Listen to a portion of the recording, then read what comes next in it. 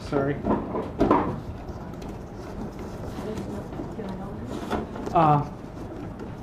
Probably not. Takes know-how.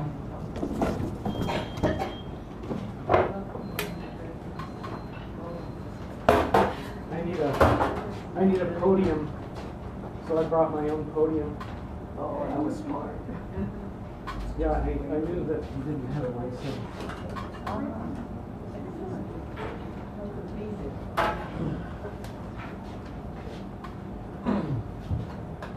The reason I need a podium, folks, is I'm going to sing with my drum a couple of times during this set. And the first song I want to do is a song written by my friend Robert Graygrass, who was killed in a car crash last year. And so I'm kind of singing it in honor of him. And he was a great actor, storyteller, musician, mad dog, and he died too young, but he was killed on the freeway north of Healdsburg. And I asked him to teach me this song. He never really got around to it, but fortunately he had recorded it. So I was able to learn it. It's written by one of his family members. It's a warrior song. Now remember that a warrior in American Indian tradition is kind of different. It's more of a protector. But sometimes you have to go to war to protect.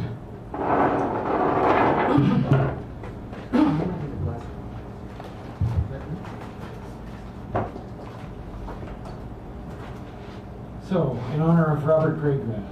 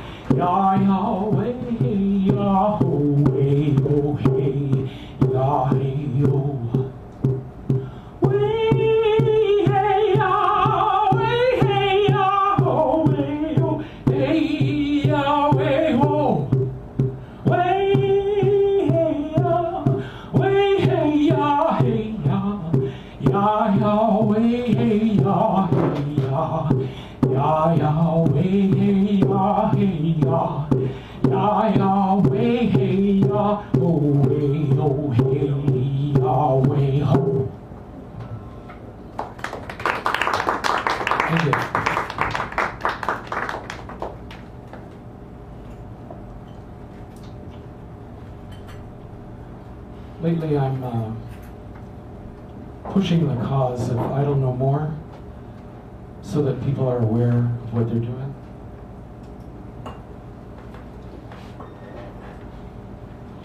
There's lots of different causes to fight under Idle No More. You're probably aware of it in our area because of the Keystone Pipeline, which is their main activist activity here.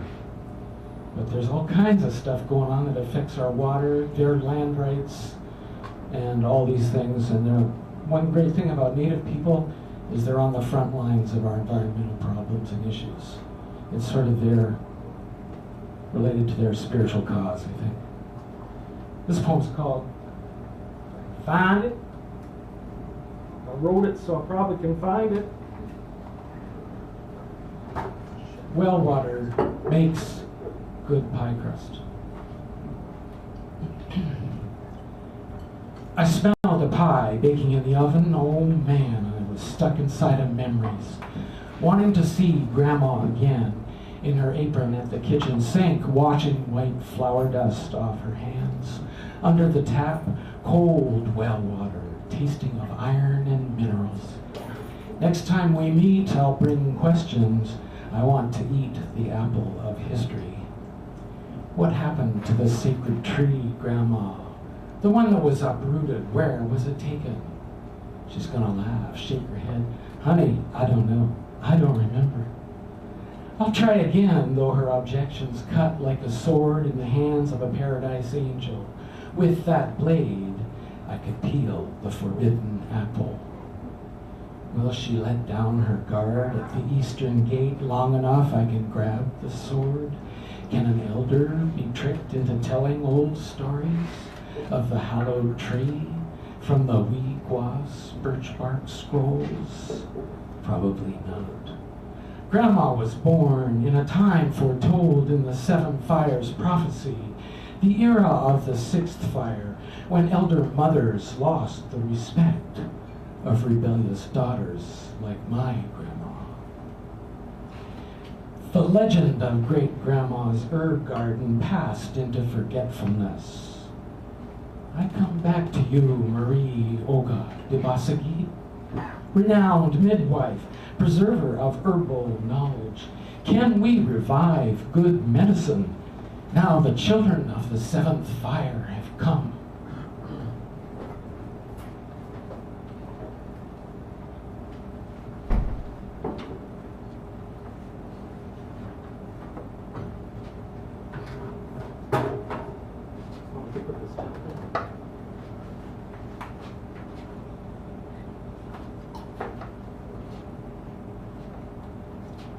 This is my grandma's story.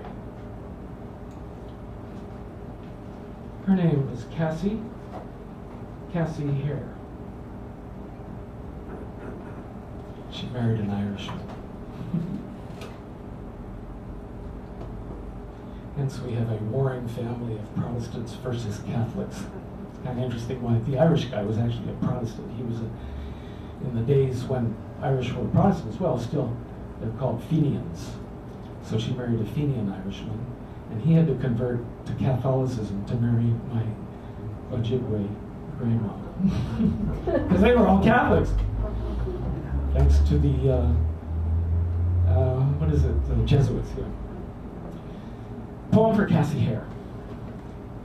Grandma Hare, I discovered the first big lie in our family, your untold story like a brick at my door.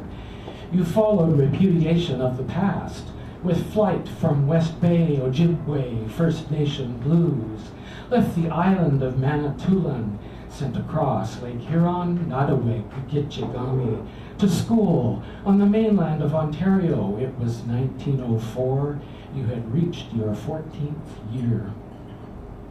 Before long, married to a Scotch-Irish son of a father who owned a big red brick house, you defied village women and bobbed your hair. None of them dared.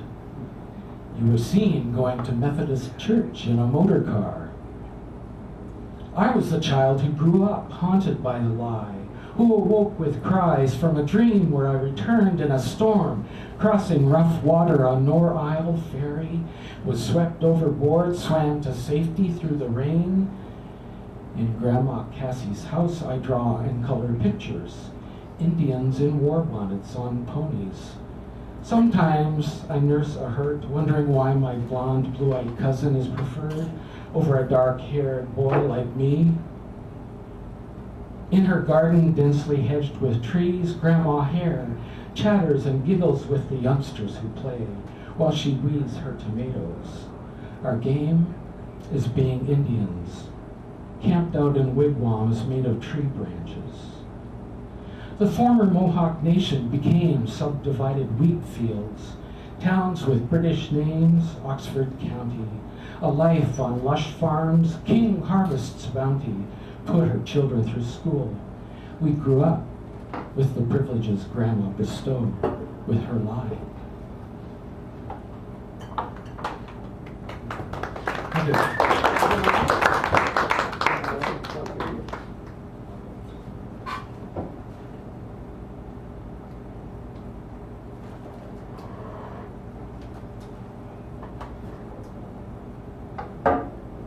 So I got out of Canada because I played rock and roll. And we wanted to come to California.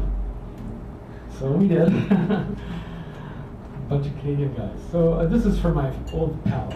It's called Those Canadian Boys. Must be something in the water. Gordon Lightfoot's voice crackles over static. Reverently I tune in the wavering signal for this gang of friends awed by success, listening to Gordy's #1 song. Radio turned up while we drive snowy streets through the suburbs. Forest Hill, Don Mills, North York. Windshield wipers brushing in time. Push frozen flakes to the sides. Ice runs off in rivulets of meltwater. We go to practice our music in basements. Rec rooms built for us by our parents in the quieter 50s. We gather together with the hit tunes we've written, tucked inside our cowboy boots, folded up in paisley bandanas, stuffed into a western vest pocket. We try to formulate plans, talks fraught with disagreement. Something missing in all this, plenty of time and promise. We loved the songs so much. Our love was spent, so little left to sustain each other, trying to learn the art of negotiating, claiming innocence. We had our believers, unearned admiration, money from home, dumb luck, auguries of bad blood, distances to travel.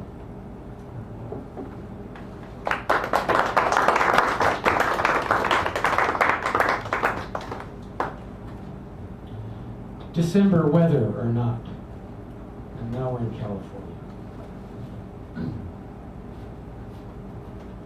I roll out of bed, broadcast of predictions drumming over airwaves, rain clouds coming. Storm begat in a weatherman's mind. In a parched winter of perished belief, I fight morning traffic jams, mini-mall meaninglessness, moody food mart gas pump anxiety, invasions of wind-blown dust devil thoughts. Revival hour, December's child, thunders into town, a gray exile with soggy sleeping bag, castaway looking for a place to crash. Footsteps trail puddles down the walk, a cascade of ragged clouds at his brow, disquieted horizon, stream of thoughts to slake the blaze of blue hot days. Small spare drops begin the baptism. Revelations blossom on car windshields and squalid balconies, smog-laden low places. Rain cleanses the hungover world, washes the trash and vomit from fire escapes. Holy rainwater child walks, heedless of degradation or drought, with a new power. Sounds a call, renew, refresh, now I believe. Above a noise of catastrophe, collapse of vanity, the visitor calls, throwing hailstones at my heart window.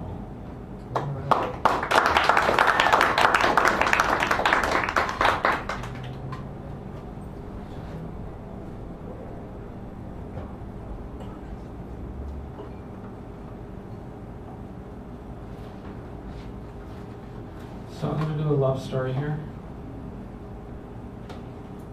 This is called narrative poetry, people say.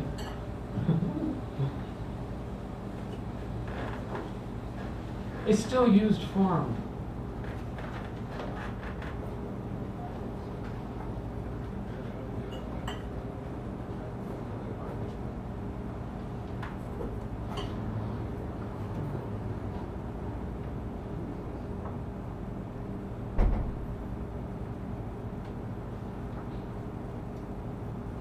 It's called The Town, the Girl. That's the wrong version. Revisions. You know about that, right? Okay, here we go. I'm probably through. The Town, the Girl. You consented to his invitation and went up to the cottage in the cool, shady lane where deer came down from the hills to graze. Your mother frowned when you left the house. Still you defied her. My brother knew she lost power over you when he came along, but he wanted your mama to like him. She never did. After all, she wanted someone to love you, but not someone as poor as you already were. He tried to convince her he was on his way up. Of course, you both changed that. When he escorted you to the country club dance, we watched the good families lay down a gauntlet of steely, indifferent stares. The boss brought out his little black notebook, drew a line through a name. Mestizo eyes, full-lipped pout, long black hair drove him to things. Burdens fell from his shoulders, shooting sparks, spinning to inner music. He shed the tired, the old, not noticing what he still might need. While friends' faces pale, strained, look on, drained of hope, he saw only you. High blush of cheeks, brown Aztec skin. The two of you danced, the band played on. He lost all he worked for. But he had sweet love with you in his humble bed at the end of Shady Lane, sheltered under dark eyes, mulberry trees abuzz, full bloom, sweet fruit, passion of youth ripening in summer. He was invincible. No one could hurt him, except you, of course. When winter came, he left the town he loved, where kids in go-karts raced the track behind the bowling alley like he used to. He left the streets and stone fences his grandfathers built, the horse barns, broiling heat under droop of pepper trees. In the first December rain, every worldly possession stowed in the station wagon. Deer lifted wide open faces to watch as he drove away.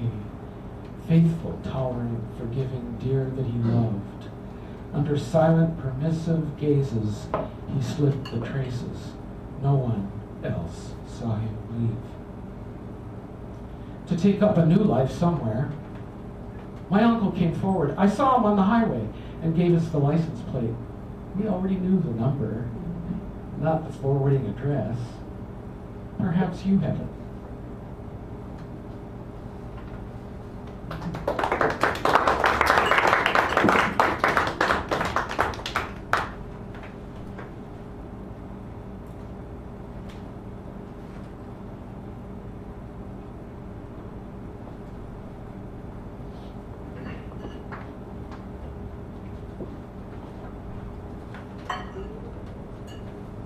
Okay.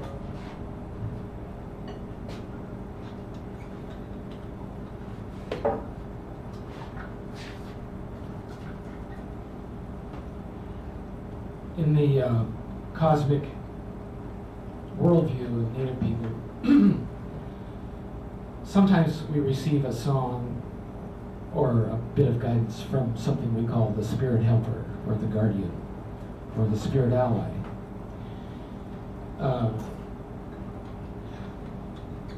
The spirit ally is kind of an inner presence, but comes to you sometimes in an external form, usually during what's called a vision quest, which is a coming of age ritual.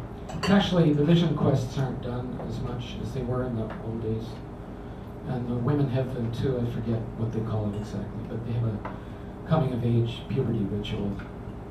And but in the vision fast, you actually sort of endure suffering for a little while. It can be anywhere from a day to 4 days of fasting. And at the end of that period of isolation and fasting, you should receive your guardian ally, your spirit ally at that point. This is kind of about that experience, although I myself did not do a full vision fast, but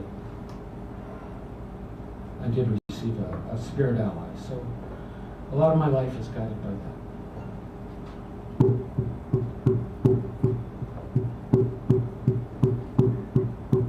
Way-ah, hey-ah, way-ah, hey, hoo-yah, way-ah, hey-ah, way-ah, way-ah, hey-ah, way-ah, hey, hoo-yah, way-ah, hey-ah, way-ah, way-ah, hey-ah, way-ah, hey, where does my heart have a home?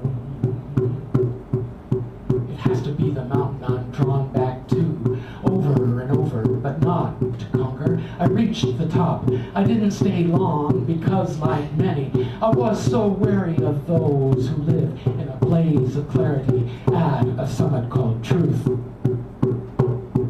I am chasing mysteries, anxious bird. I'm like the swallow who's circling, creek to cliff, taking food from sky, filled with cries of those who are hurting. We build a refuge that must be found before the madness comes. On my approach to Eagle Peak, I was given a gift of medicine, a song to sing from the medicine wheel. Words and melody were on my shoulders. I sang a song that gave me strength to carry my burden of pain. Away-ya, hey, away-ya, hey, oh-ya, away-ya, hey, away-ya, away-ya, hey, away-ya, hey, oh-ya, away-ya, hey, away-ya, away-ya, hey, away-ya, hey, where does my heart have a home?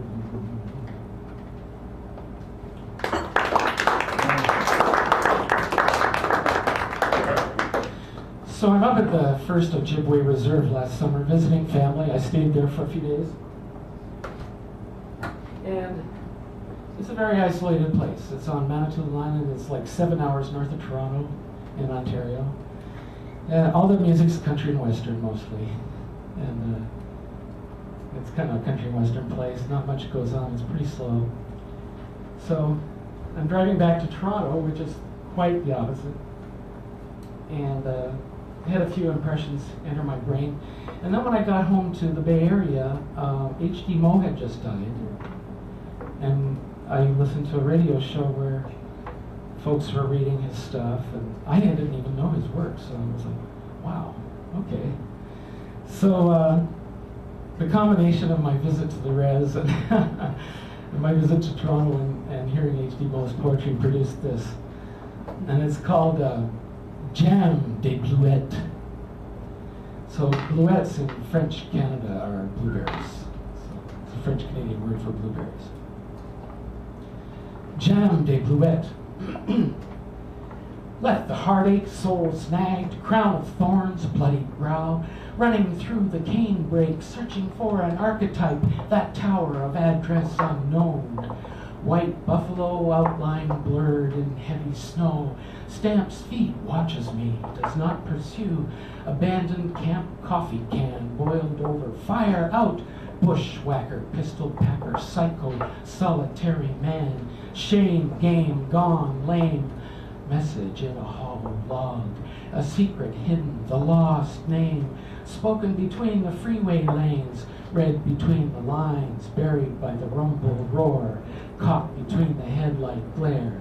What we need, really, just a belly laugh, jelly bean, lawn green, Looney Tune, if only we could.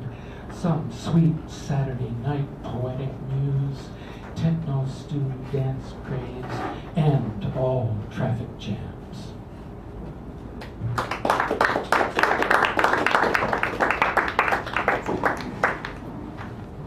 One more.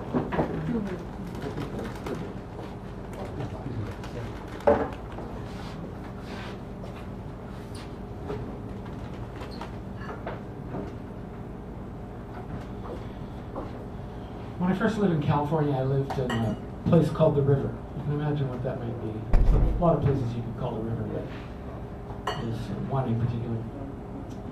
And it was a great experience for me. It was a very terrible time when I moved down here. You know, we were all expecting revolution, and the Black Panthers were killing policemen, and there was just all kinds of stuff going on. Kent State had just happened. Students were killed there. And we really thought our country was falling apart. It might be even worse now, but that's what we thought then. And I fell in with these people who were beautiful. They were just beautiful people. What can I say? That's what they were. I wrote a song for them. It's called We Are River People. But think of it, river people aren't just people who live on the river, right?